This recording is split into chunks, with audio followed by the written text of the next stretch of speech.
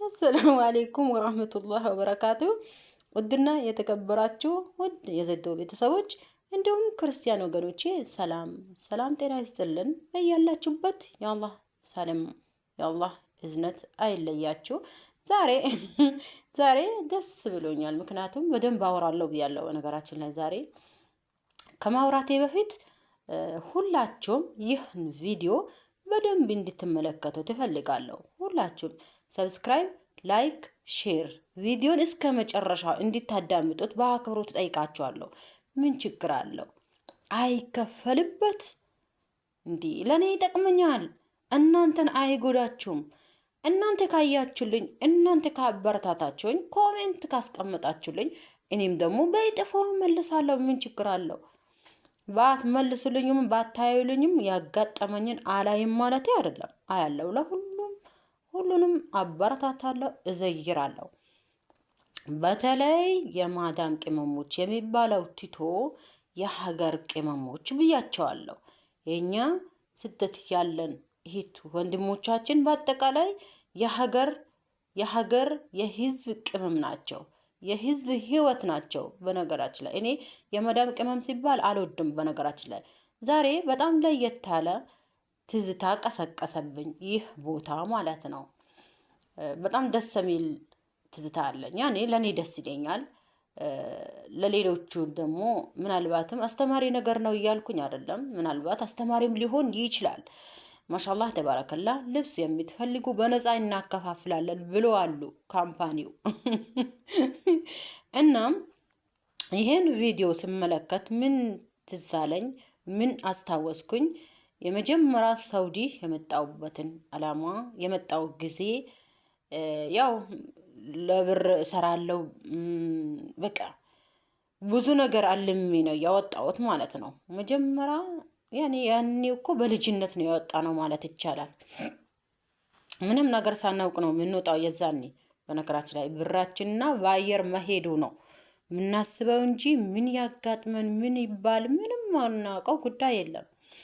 ዛሬ ይሄንን ቪዲዮ በሰሞኑ ዛሬ ብቻ አይደለም በተደጋጋሚ ይሄንን ቪዲዮ ስመለከተውና ቦታውን ስመለከተው ምን ትዝ አለኝ?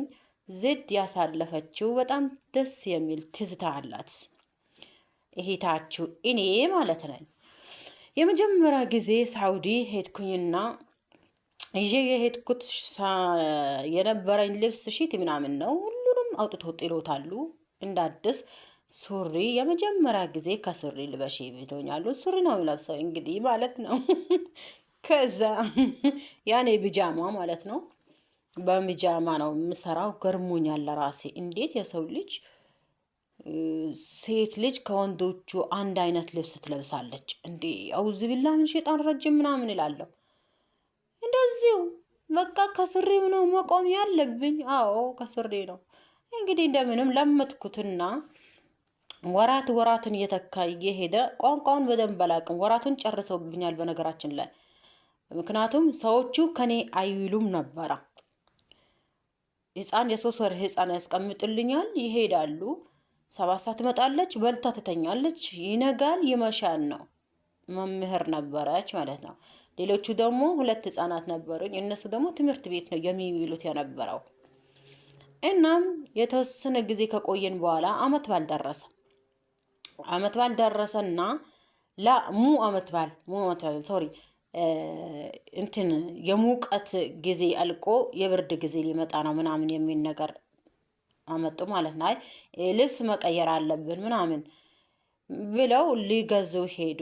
አንጠልጥሎኝ ሄዱ። ያው እኛ እንደ ውሻ አይደለ ከኋላቸው እንደዚህ እዚህ ምናምን የሚያደርጉን። አሁን ላይ እኮ አልሐምዱሊላህ እንደዛ የሚያደርጉ እንትን ማዳሞች የሉም። የዛኔ እኮ በጣም ከባድ ነበረ። ያኔ በእነሱ 2016 ወይም 15 ላይ ማለት ነው። ወላሁ አለም እዛ አካባቢ እና ናይ ከዛ ይሄንንም አድርጊ ይባላለሁ። እራሮጣለሁ። እንዴት ነው የምሮጠው መሰላችሁ?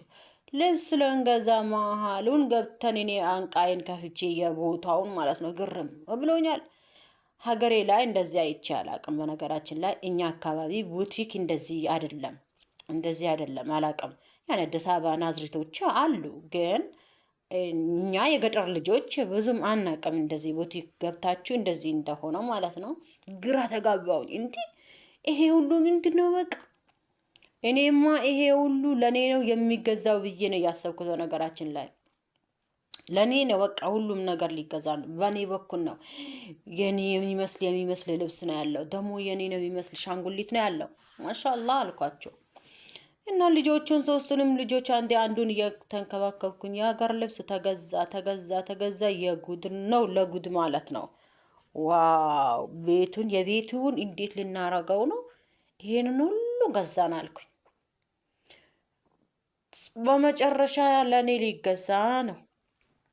ለኔ ሲፈለግ በዛ ሁሉ በሞላው ልብስ ለኔ የለም። የህፃናቶች ለብቻ የአዋቂ ለብቻ አይደል ያለው? የህፃናቶችን ጨርሰን የአዋቂ ሄደን ለራሷ ገዝታ ለኔ የሚሆን የለም። ያኔ በቃ አሪፍ ውድ ቦታ ነው የገባ ነው። እኔ አልገባኝም።